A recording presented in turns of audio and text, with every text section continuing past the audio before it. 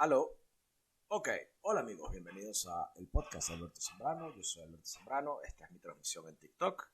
La primera estuvo un poco interrumpida por problemas ajenos a mi voluntad, pero ahora estamos en vivo otra vez. Estoy haciendo el live que correspondía a las 11 de la mañana. Les recuerdo que me pueden seguir aquí en mi cuenta de TikTok. Estoy en TikTok, estoy en patreon.com/Alberto Zambrano, patreon.com/Alberto Zambrano, estoy en YouTube también como el podcast de Alberto Zambrano, en Apple Podcasts, Spotify, Amazon Podcasts, Google Podcasts, donde sea que tú consigas tus podcasts como el podcast de Alberto Zambrano. ¿Okay? A partir de, puedes suscribirte a mi podcast, donde sea que tú consigas tus podcasts, puedes suscribirte a partir de $1 a patreon.com /Alberto Zambrano, donde puedes conseguir todos estos contenidos y muchos otros exclusivos que cuelgo aquí. ¿De qué vamos a hablar el día de hoy? ¿No? El día de hoy quiero hablar sobre el 12 de octubre, el 12 de octubre como fecha, el 12 de octubre como fecha histórica, ¿no? Ha sido interpretada, ha sido replanteada. El 12 de octubre constantemente lo plantean, lo replantean y le dan muchas interpretaciones y le han dado muchas interpretaciones a lo largo de la historia. Sin embargo, ¿con qué lente? ¿Cómo debemos mirar? ¿Cómo debemos ver esta fecha? ¿No? Hay muchos que andan diciendo que es el Día de la Raza, que es el Día del Descubrimiento de América, es el encuentro de dos mundos, es el Día de la Resistencia Indígena, o que es el Día de la Hispanidad, ¿no? Y todas esas interpretaciones del día de hoy, que en 1492 Cristóbal Colón con las tres carabelas, la Pinta, la Niña y la Santa María, llegan y se topan, ¿okay? Con las costas del continente americano, creyendo que se habían topado con las Indias, queriendo buscar una ruta alternativa al comercio para encontrar lo que era China, la India y el sureste asiático. Tras ese error, tras encontrar esto con serendipia, se le llama encuentro, ¿no? A partir de 1992, los historiadores empezaron a dejar de llamarlo descubrimiento para llamarlo encuentro, porque fue algo que fue fortuito, mediado por la serendipia, ¿no? Pero realmente fue así, ¿no? ¿Y qué esconde que haya sido, que haya sido una... ¿Qué esconde que haya sido un encuentro? ¿Qué esconde que haya sido un descubrimiento? ¿O qué esconde que haya sido una serendipia? ¿No? En las muchas conversaciones que yo he tenido con mi buen amigo, el profesor de historia, el doctor Agustín Blanco Muñoz, en el Centro de Estudios de la Historia Actual, de la Cátedra Pío Tamayo de la Universidad Central de Venezuela, él nos ha hablado sobre la existencia del movimiento de los no descubiertos, ¿no? En 1992, el agregado cultural de la Embajada Española en Caracas invitó a la Cátedra Pío Tamayo a que fueran a Sevilla, España, para celebrar los 500 años del descubrimiento de América. Para ellos era prioritario, para los españoles era prioritario debatir sobre el proyecto de los no descubiertos que muchos países habían puesto a andar en distintos países, sí, en muchos países lo habían puesto a andar porque enfrentaban lo establecido y lo universalmente aceptado. ¿Okay? Pero Agustín no fue, porque tenían otros compromisos en esas fechas, ¿okay? Y porque les representaba una pérdida de tiempo, porque iba a ser un debate de uno frente a todos. ¿Okay? Iba a ser una cosa de una sola persona contra todo un mundo, ¿no? Y fíjense, ¿qué pasa? Que tras 530 años, ¿okay? Del evento en el cual Colón llega a costas de este lado del mundo, ¿okay? Hay mucha gente que todavía dice que, oye, que todavía todavía dice, conchale, nos descubrieron, ¿no? Los europeos no conocían los europeos no conocían estas tierras, o que España no nos descubre, si España no nos descubre, quién sabe dónde estaríamos hoy, ¿no?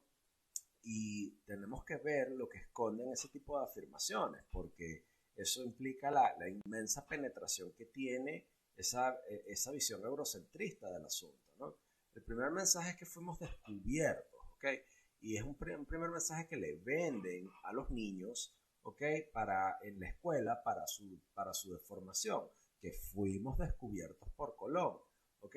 Que con Colón y con la llegada de Colón a este continente se inicia algo, ¿ok? Se inicia un proceso, ciertamente, se inicia un proceso, ¿ok? Que muchos lo denominan un exterminio, ¿ok? O lo denominan un cruento proceso, ¿ok? De acabar con unos indios antropófagos que se comían los unos a los otros, que eran politeístas y que no aceptaban a un Dios todopoderoso en medio de su actuar belicoso, ¿ok? Y por esto los conquistadores fueron obligados a liquidarlos de todo aquel que se negara a someterles, ¿ok? De todo aquel que se negara a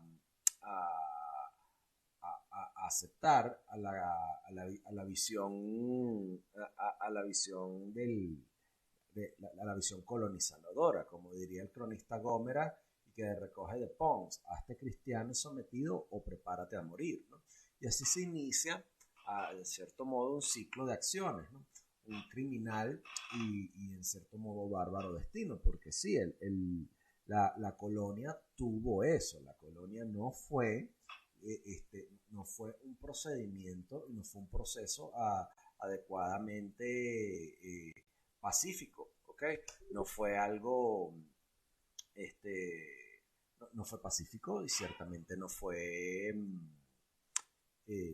tranquilo, ¿no? Fue una acción destructora, ¿ok? Fue una acción destructora llamada a ejercer una verdadera civilización, a una verdadera cultura, a una verdadera religión, que en cierto modo condujeron los naturales ya sometidos a una legislación elaborada por la potencia que descubre para controlar y mantener el dominio sobre las Indias que ya tomaron para sí, ¿no? Entonces eso nos lleva a hacer unas ciertas interpretaciones de eso. ¿Por qué? Porque si somos descubiertos, tenemos que hablar de que hay sociedades que están ocultas, sociedades cubiertas y descubiertas, y eso no es cierto. Nadie descubre a nadie. O sea, ¿quién descubrió Europa? ¿Quién descubrió Asia? ¿Quién descubrió África? ¿Quién descubrió Australia, España, París, Moscú, Roma, Grecia, China, la India? ¿Okay? No hay sociedades cubiertas ni descubiertas. ¿Okay? Y eso es importante que lo entendamos. ¿Okay? Y es la manera como la mentalidad colonizada pretende esconder con el tema de que fuimos descubiertos, pretendemos esconder lo que pasó con la colonia, que es una cuestión de violencia y fuerza. ¿Okay? No podemos olvidar que la historia de lo conocido como la humanidad es la historia de tomar, es la historia de invadir, de someter y de pisotear. ¿Okay? O sea, no puede que no nos guste, pero es así. ¿Okay? Hay quienes ganan y hay quienes pierden. ¿Okay? Hay bandos. ¿Okay? Y frente a esto tomamos banderas de independencia, de libertad, de autonomía, de soberanía, y hoy en día hablamos de movimientos que están llamados a superar el colonialismo. ¿Okay? Y lo leemos existentes como Colón, y hay quienes señalen esto como incorrecto, porque la acción de dominar proviene del latín colere, que significa cultivar, ¿no? Y como hablamos del 12 de octubre y hablamos de una colonización, hablamos de algo que está descubierto, ¿ok? Porque el otro tema es que ahora no somos descubiertos, sino que somos encontrados, pero ya voy a llegar para allá, ¿no? Porque ese es el otro problema, ¿no? El otro problema que hay, incluso desde las sillas de la Academia Nacional de la Historia Venezolana, ¿okay? Con voceros como Rafael Arraiz Luca, que defienden de que nosotros somos primero nos descubrieron y ahora nos encontraron, ¿no? Y fíjense, esta mentalidad colonizadora esconde la violencia y la fuerza, ¿ok? Esconde un trinomio de violencia, de fuerza y de destrucción y de exacción de poderosos y civilizados contra arrinconados, a quien se califica suavemente como cultivados, civilizados, culturados y llevados a territorios de un monoteísmo salvador. Pero, oye, han pasado 530 años, ¿ok? Han pasado 530 años del inicio de esta invasión, ¿ok? Y que se creó en esto que en algún momento se llamó país, porque yo suscribo la tesis del profesor Blanco Muñoz, que esto es un ex país, que se crea en este país la conciencia no descubierta o seguimos atrapados, seguimos encajonados como desde la Academia Nacional de la Historia se nos quiere, y desde España se nos quiere imponer, ¿okay?, las ideas de la conciencia de los invasores, del colonialismo y de la criminalidad en la cual pasamos de estar, vamos a esconder, ¿okay?, el hecho de que el 12 de octubre sí, o sea, aquí comenzó algo y que ciertamente estamos mejor gracias a eso, ¿okay?, pero que no podemos esconder la violencia que eso incluye. Entonces, a 530 años del descubrimiento, entre comillas, de América, hay una serie de tesis que se contraponen a ello, que es es la tesis de los no descubiertos. Entonces, ¿cuál es la posición metodológica de los no descubiertos? Fíjense, en Sevilla, en 1992, cuando se celebraban 500 años del descubrimiento, entre comillas, de América, al que finalmente designaron de encuentro de dos mundos, ¿ok? Y, o sea, ya resulta que no somos descubiertos, sino que somos encontrados. Entonces, ahora, en términos,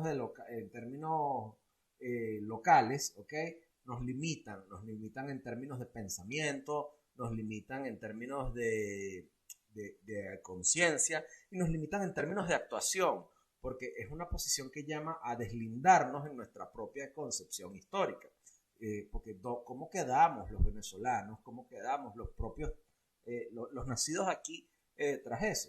Si aceptamos que fuimos descubiertos, asumimos que el encuentro implica un mismo sentido de inferioridad, porque nos encontraron y quien nos encontró es superior, ¿no? Que eso conlleva a ver desde nuestra óptica el del encontrado. Tenemos que ver y asumir y entender la historia con la óptica del invasor y no desde la perspectiva que nos proporciona el hecho de que ahora somos libres, de tener una perspectiva que nos proporciona el pensamiento libre, el pensamiento abierto, el pensamiento propio, el pensamiento creador. Entonces, si asumimos la tesis de los no descubiertos, ¿okay?, el proyecto de los no descubiertos es un proyecto interesantísimo, porque asume e implica una posición que es metodológica, que no acepta la ciencia académica comprometida con el orden vigente que vemos desde la Academia Nacional de la Historia, con tipos como Rafael Arraiz Luca, ¿okay?, y con el militante derrumbe intelectual que nos mantiene en el terreno de las ideas y de las acciones propias del vacío existente, ¿okay? Fíjense, o sea, Hugo Chávez lo llamó el Día de la Resistencia Indígena, el 12 de octubre del año 99, cuando se celebraban 509 años de haber sido descubiertos, ¿ok? Lo llamó el Día de la Resistencia Indígena. Y eso llama mucho la atención, porque ahí es donde pare el indigenismo revanchista de la leyenda negra con el cual se quiere ver esto ahora. Y eso me habla mucho y me causa mucho ruido, porque tampoco es la idea, ¿okay? Me recuerda mucho a ese libro buenísimo, genial, que escribió Carlos Rangel, que se llama Del buen salvaje al buen revolucionario. En El buen salvaje al buen revolucionario, Carlos Rangel, que tenemos un video en la Nueva Enciclopedia, aprovecho para hacerle el plug a esto. En la Nueva Enciclopedia es un canal de YouTube en el que yo escribo junto con mi pana Reinaldo Carrillo, ¿okay?, donde hacemos semblanzas y proponemos un estudio de la historia de una manera divertida y didáctica. Ahí hicimos una semblanza sobre Carlos Rangel y él escribió un libro que se llama Del buen salvaje al buen revolucionario, ¿okay? Entonces, con respecto, si vemos a lo que es el 12 de octubre, ¿okay? Y la barbarie que implica que implicó la colonia y la colonización, la barbarie sería, Carlos Rangel propone que la barbarie sería en cierto modo el estado natural de las repúblicas hispanoamericanas, ¿okay? La barbarie sería el fruto necesario de combinar la cultura aborigen con la que los conquistadores se toparon, con la conquista misma que los conquistadores tuvieron que hacer, el proceso de colonización que culmina con unas guerras civiles fratricidas que comienzan con las guerras de independencia. ¿Okay? Entonces, no existe tal cosa como un día de resistencia indígena. ¿Por qué no existe tal cosa como un día de resistencia indígena? Porque la historia de la humanidad es una historia de conflicto, ya lo había dicho, el profesor Blanco Muñoz lo explica magistralmente en sus podcasts que están en YouTube, ¿okay? La historia de la humanidad es una historia de conflicto, es una historia de competición, es una historia de lucha constante por cosas como agua, tierras, recursos, alimentos y mujeres, ¿okay?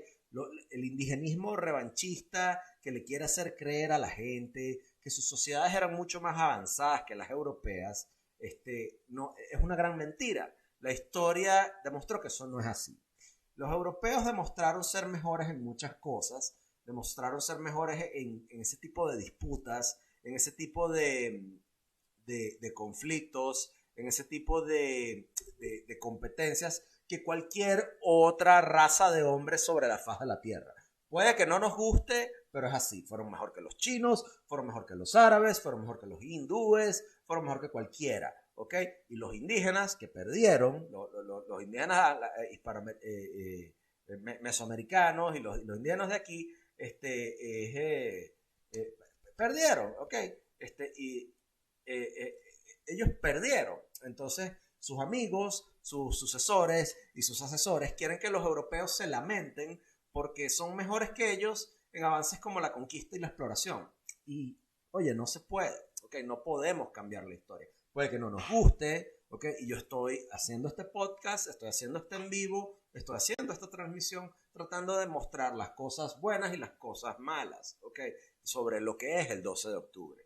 El indigenismo revanchista con el cual se nos quiere hablar ahora sobre el 12 de octubre, le exige a un montón de gente el pago de reparaciones por todos los recursos extraídos del continente americano, toda vez que ignoran que las sociedades precolombinas eran absolutamente retrógradas. Ni España ni Occidente no tienen por qué pedir perdón por nada, ¿ok? No tienen por qué hacerlo, ¿ok?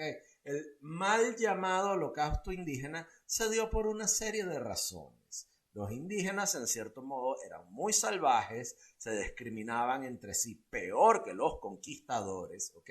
No conocían el valor de los metales preciosos, no conocían el valor de las gemas, vendieron su territorio porque carecían del conocimiento para hacer tales valoraciones y ya que por lo cerradas que eran sus sociedades, no se dieron la oportunidad de intercambiar entre sí de forma libre. ¿Okay? Los aztecas le prohibían a sus propias sociedades, según la casta, usar hasta ciertos tipos de colores y de tintes entre sus propias sociedades. ¿Okay? Y ya que estamos hablando de este tipo de este tipo de temas, hago énfasis en esto y no hablo de lo justo, ¿okay? Porque nos habla mucho el indigenismo revanchista y la retórica del Día de la Resistencia Indígena nos habla de lo justo, y ese término de justicia deriva de estructuras arquitectónicas y de constructos sociales que son de origen europeo.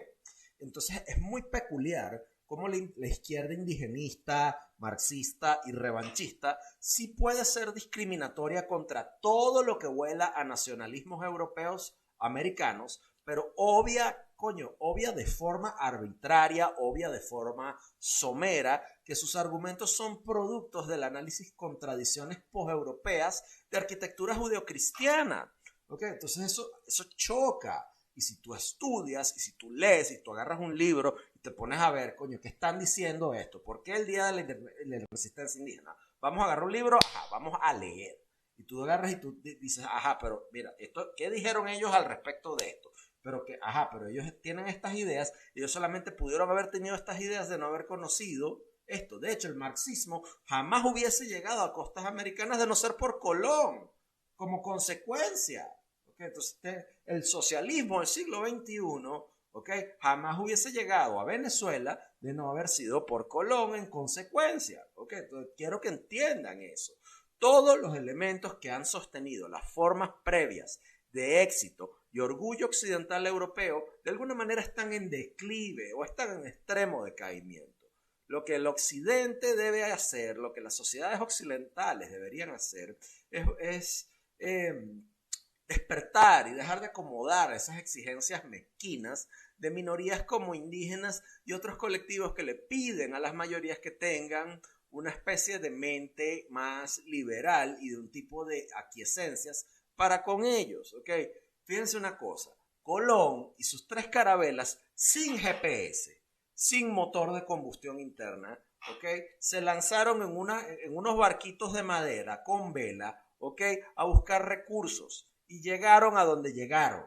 Llegaron a la América y lo hicieron de forma gloriosa. Lo hicieron con un par de bolas bien puestas, con coraje, con fuerza, con sentimiento y con sentimiento racial. Orgullosos de lo que hicieron. ¿Que lo que hicieron está a manera de debate? Sí, está a manera de debate, pero está a manera de debate solamente a la postre. No se pueden evaluar lo que hizo Colón con los juicios de valor y los criterios de valor que tenemos hoy en día. ¿Okay? El mismo sentimiento racial que los perdedores de esa guerra de conquista, ¿okay? O sea, Colón llegó con un sentimiento racial y los colonizadores llegaron con un sentimiento racial, y tienen, o sea, disculpen, me perdí, lo siento. Voy a tomar agua. Lo retomo. Quiero que entiendan una cosa. Colón y los colonizadores llegaron a la América con coraje, con gloria, con fuerza y sentimiento racial. Ese mismo sentimiento racial que los perdedores de esa guerra de conquista buscan evocar cuando nos hablan de Tiuna, de Guaycaipuro, de Apacuana, de Moctezuma, de Tupac Amaru, nos pintan las carreteras, cambian los nombres de las autopistas, y acaban con el legado histórico de eso para ponernos en Caracas esa visión indigenista que tenemos hoy en día. Entonces resulta peculiar, resulta injusto, resulta excluyente que los que perdieron la guerra de conquista busquen usar los elementos de grandeza de los vencedores para hacer que los que pusieron fin a las incesantes masacres de tribus precolombinas se sientan mal por todo lo que lograron conquistar. ¿Okay? Eso es bastante injusto. ¿Okay? No eran pacíficos indígenas practicando su religión de forma libre. ¿Okay? No era que estaban todos sentados alrededor de una fogata cantando Kumbaya. ¿Okay? No. ¿Okay? Muchos eran salvajes que torturaban gente hasta morir mientras se dopaban con plantas alucinógenas. Muchos muchos se mataban a machetazos, ¿okay? Muchos hacían cosas terribles, ¿okay? Y los conquistadores estaban peleando contra los indígenas por el futuro que sus gobernantes les prometieron por la grandeza de los imperios y las naciones que los vieron nacer, ¿okay? Les repito eso, los conquistadores se pusieron a pelear con los indígenas por el futuro que sus gobernantes les prometieron y la grandeza de los imperios y naciones que los vieron nacer. Hoy le queremos enseñar a los niños que los pueblos precolombinos que vivieron en el hemisferio occidental no eran unos salvajes inmisericordes como los llamaría Thomas Jefferson en la Declaración de la Independencia de Estados Unidos. Recordemos que muchas de estas sociedades veneraban el sacrificio humano, veneraban cosas como la tortura, la mutilación y el canibalismo.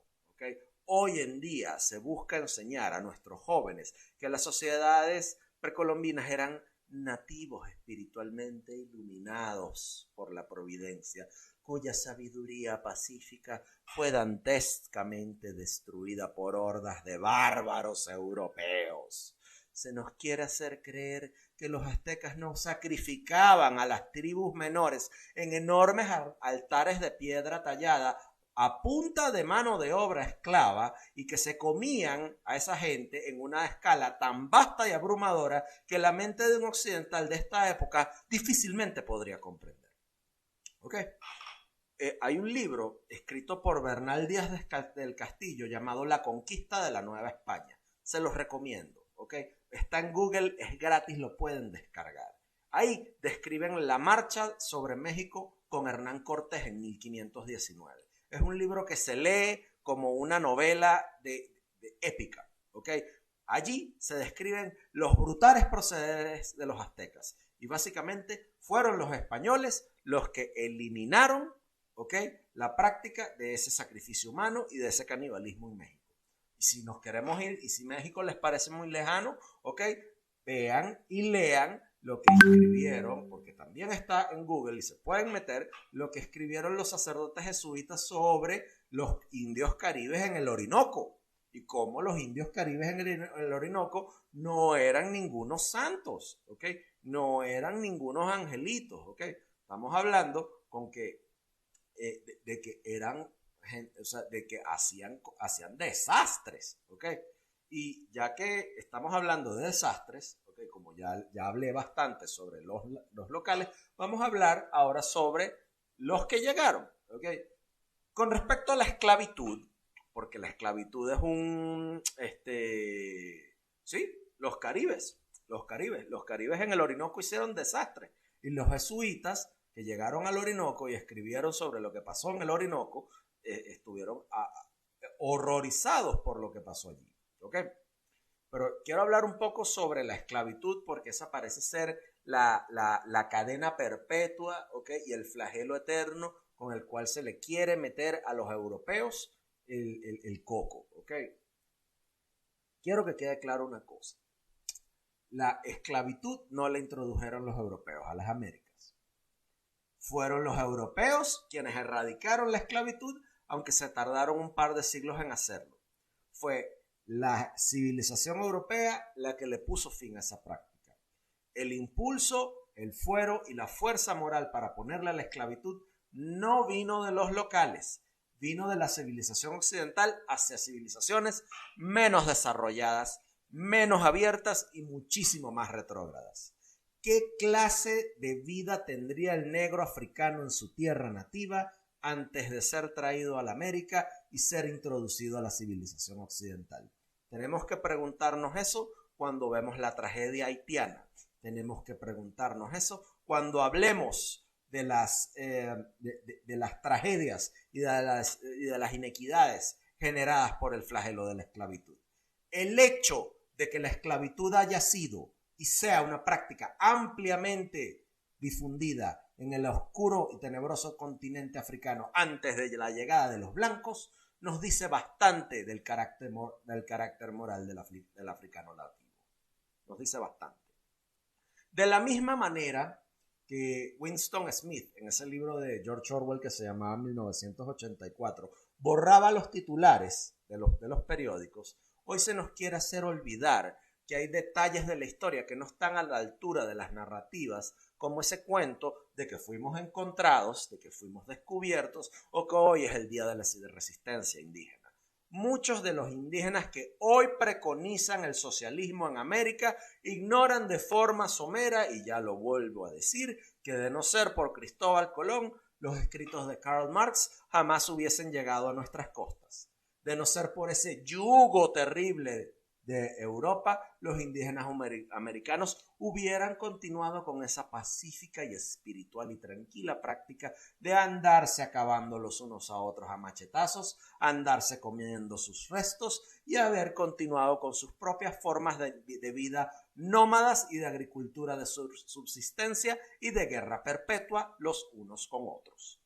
El conflicto, mis queridos escuchas, que surge de la conquista, en la cual había una lucha de recursos entre dos sociedades tan diametralmente opuestas, no podía ser resuelto de una forma civilizada. Y eso es algo que yo quiero que ustedes se lleven, ¿ok?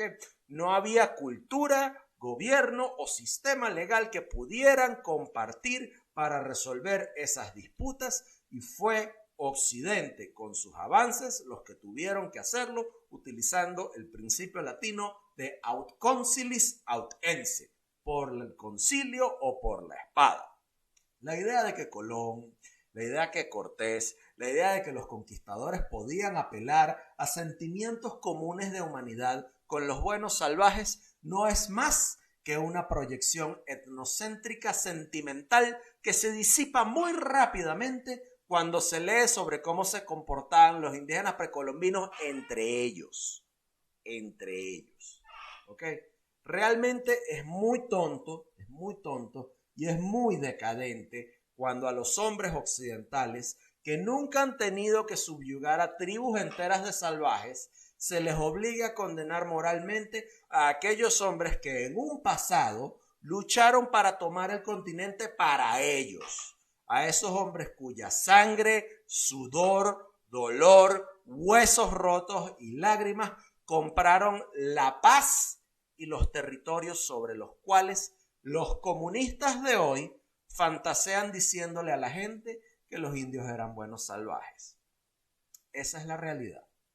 Esa es la realidad. Aquí tengo unos comentarios muy buenos.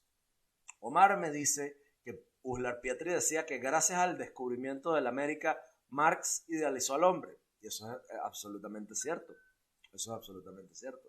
Yo había preparado esto para ustedes con miras a compartir un poco sobre lo que era la colonización y el proceso de colonización y lo que es el 12 de octubre, ¿ok? Porque definitivamente teníamos que hablar sobre lo que era el 12 de octubre, ¿ok? Con esto ya prácticamente había dicho todo lo que tenía que decir. Espero esto les haya gustado. Patreon.com/Alberto Zambrano, esto es donde yo cuelgo mis podcasts. Estoy en Apple Podcasts, en Spotify, estoy en YouTube. Después pueden conseguir pedazos de este en vivo en TikTok. Y bueno, no duden en suscribirse, ¿no? Esto se sube a YouTube. Se sube a YouTube hoy en exclusivo para los suscriptores de Patreon, y se sube y al día siguiente para los suscriptores de Spotify, ¿ok? Y bueno, a la semana queda para YouTube el resto de los demás, ¿ok? Gracias a todos por haber venido. Les quiero dar las gracias a Omar, a Fan Militar Venezuela, a todos los que a la poca gente que se suscribe. Mañana vamos a hacer otro live. Mañana vamos a hablar sobre el caso de los sobrinos de Cilia Flores. Vamos a hablar sobre el tráfico mundial. Mañana vamos a hacer estoy tratando de hacer lives alrededor de las 11 de mediodía. Hoy va a ser uno a las 11, pero terminé haciéndolo hasta ahora porque